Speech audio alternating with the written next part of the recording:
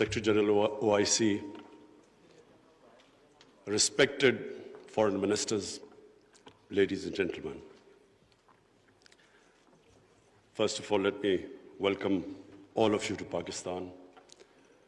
The irony is that 41 years ago, the extraordinary meeting of the OIC was held in Pakistan. It was discussing Afghanistan. And since then, all the troubles of Afghanistan started. No country has suffered as much as Afghanistan. 40 years of conflict. And then add to it recently prolonged drought, 75% of the people living off the land. And then, even before 15th of August, half the population below the poverty line. Years of corrupt governance.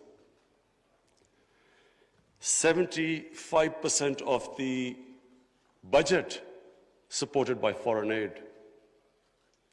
Now, a country in this situation, after 15th August, if the foreign aid dries up, the foreign reserves get frozen, banking system freezes, any country is going to collapse, let alone Afghanistan, which has suffered for the past 40 years.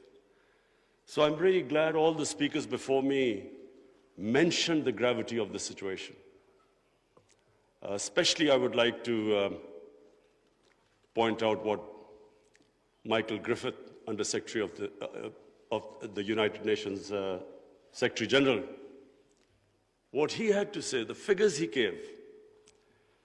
So the point is that if the world does not act, this will be the biggest man-made crisis which is unfolding in front of us. We, the OIC, it's a big responsibility on us, because not only is it the situation in Afghanistan as it unfolds, but it's a religious duty to help them. And I must say that we have to, and I speak to the United States specifically, they must de-link the Taliban government from the 40 million Afghan citizens. Even if they have, they've been in conflict with Taliban for 40 years, 20 years. But this is a question of the people of Afghanistan. 40 million human beings. And that's why it is very important that action is taken immediately. Already we are late. The Afghan winter, everyone knows, is extremely severe. And these preconditions the Taliban have to, unless they have an inclusive government, human rights, women's rights, do not allow terrorism from the soil. Unless these preconditions are met, the humanitarian aid will not flow, and their foreign reserves won't be, they won't be allowed to have them, or the banking system won't function, won't be allowed to function. This is very important. That first of all, the one time I met the Taliban foreign minister, he categorically said that they wanted to comply with these three conditions. Now, the point is, we must understand that when we talk about human rights, every society is different. Every society's idea of human rights and women's rights are different. I just give you an example of the Pakhtunkhwa province, which borders Afghanistan, because the culture is similar, because Taliban is basically predominantly a Pashtun movement, and there are more Pashtuns on our side of the border. Now, the city culture is completely different to the rural culture. Culture in Kabul was always different to rural areas. Just like in Peshawar, it is completely different, the culture, to the district adjoining the Afghanistan border. So I give you an example. We give stipends to the child's parents to put the girls into school. But in our tribal districts or the district adjoining Afghanistan, if we are not sensitive to the cultural norms of those people, even with stipends, they won't send their girls to school. But if we are sensitive to their cultural norms, without stipends, they're willing to send their girls to school. So this sensitivity, I'm afraid, when we are talking about human rights and women's rights, we have to be sensitive about this. But my big worry is that unless action is taken immediately, and I mean immediately, because we've been saying this for now 2-3 months, unless action is taken immediately, Afghanistan is heading for chaos. Any government, when it can't pay its salaries of its public servants, hospital, doctors, nurses, any government is going to collapse. But chaos suits no one. It certainly does not suit the United States. Because what if there's chaos there, and chaos means the inability, if the Afghan government does not have the ability to fight terrorism. And we know ISIL is now a threat. It has been a threat. We have had attacks from Afghan border, from ISIL into Pakistan. So the only way you can control what is, and ISIL is capable of international terrorism. And the only reason you can deal with it is if there's a stable Afghan government. And same with Pakistan. Our worry is, and remember, Pakistan lost 80,000 people. We were the biggest collateral damage of the Afghan war. Our economy was shattered. Over $100 billion lost to the economy. 3.5 million people internally displaced. Well, the last thing we want is chaos in Afghanistan, more refugees. We already have over 3 billion Afghan refugees. To date, we have 234,000 Afghans who've overstayed their visa because their situation in Afghanistan means they can't go back. And remember, this is a country, like most developing countries, who are suffering from the fallout of the coronavirus. COVID-19, we're all suffering from the impact it has had on world economies. So we are in no position to deal with this, another influx of refugees and terrorism. So my request to the international community, to the United States specifically, I know the Europeans are extremely sensitive. They understand the situation. There's a refugee problem not just in Europe, all over the world. So everyone knows that this chaos will lead not just countries like Pakistan and Iran.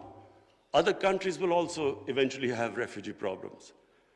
But in much richer countries, you have 2,000-3,000 refugees, and there's an issue. The far-right parties raise this issue about refugees. But we poor countries, who are struggling, whose economy is just about getting on their feet, how do we cope with hundreds and thousands of refugees? So it is in no one's interest that there's chaos in Afghanistan. And that's why I was very impressed by the Islamic Development Bank's suggestions of immediate, medium, and long-term ways of helping the people of Afghanistan or making the economy sustainable. I would look forward to the foreign ministers that you will come up with a roadmap by the end of this evening. And that roadmap not only should be pushed by the OIC, by the United Nations, by the European Union, and by, of course, the United States. Because, as I repeat, chaos in Afghanistan suits no one. And finally, because I have this platform of the OIC foreign ministers, I would just raise two more points. One is Palestine and Kashmir. The people of Palestine and Kashmir look to us. They want to see a unified response from us about their human rights, about their democratic rights, rights which United Nations Security Council resolutions have given them, and unfortunately not implemented. We should, on every forum, raise our voices and a unified stance. And lastly, I want to talk about Islamophobia. Unfortunately, the refugee crisis in Western countries has exacerbated Islamophobia. Islamophobia really started reaching a dangerous levels after 9/11, when terrorism and Islam were connected, when terms like radical Islam came. They connected somehow. Islam was responsible for terrorism and radicalization. So this connection has made life difficult for people living in Western countries, Muslims living in Western countries. The man in the street in the West cannot distinguish between what is a moderate Muslim and what is a radical Muslim. So you have stuff like in New Zealand, a man walks into a mosque and shoots 50 people. It's because this term, radical Islam, Islamic terrorism, they have to be delinked. And secondly, the reason for Islamophobia is people in the West do not understand when our Prophet Muhammad sallallahu alaihi wasallam is mocked or ridiculed or insulted. They can't understand the reaction amongst the Muslims because their attitude to religion is different to ours. So it's very important for the OIC to play its part in explaining to the Western world on forums like European Union, United Nations, their think tanks, making them understand, rather than this gap growing between Muslims and non-Muslims because of inability to understand Islam. It is our responsibility in the OIC that we make them understand. We have in Pakistan formed an authority. It's called Rahmatul Lil Alameen Authority. The purpose is to have top Pakistani scholars in this authority who coordinate with Muslim scholars all over the world. And one of the objectives of this Rahmatul Lil Alameen Authority is that there should be a considered intellectual response when things like a cartoon appears insulting our Holy Prophet, peace be upon him. There should be a proper response from scholars to make them understand why Muslims react, that the love and reverence we have for our Holy Prophet, peace be upon him, because they don't understand this. And secondly, to make them understand that our Holy Prophet was called Rahmatul Lil Alameen. He was to bring mercy for mankind. He was not called Rahmatul Muslimeen. He was not just for Muslims. Just like our God, Allah, is God of all human beings. So our Prophet united human beings. His whole message was of love. But this is not, the people in the West do not understand this. There is so much propaganda against Islam. And unfortunately, we do not have a coherent and an intellectual, scholarly response to this. So one objective of this authority is to, in coordination with all the Muslim scholars, we will respond, and we would like the OIC Secretary General also to know about this response. We will consult you.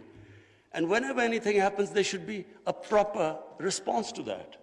But secondly, it's also for my own country, because we feel that we can raise the morality and the ethics of our society by making people understand the seerat of the Prophet, his teachings, to raise the ethical standards in our country, and at the same time, unite our people. Because unfortunately, religion is used by elements in our society to divide people, spread hatred. The whole idea is to unite human beings under the teachings of our Prophet. So finally, I again welcome all of you. I hope we have a very productive session this afternoon, and then we come up with a very coherent a strategy, which I said immediate, medium-term and long-term, how to get Afghanistan out of this crisis. Thank you.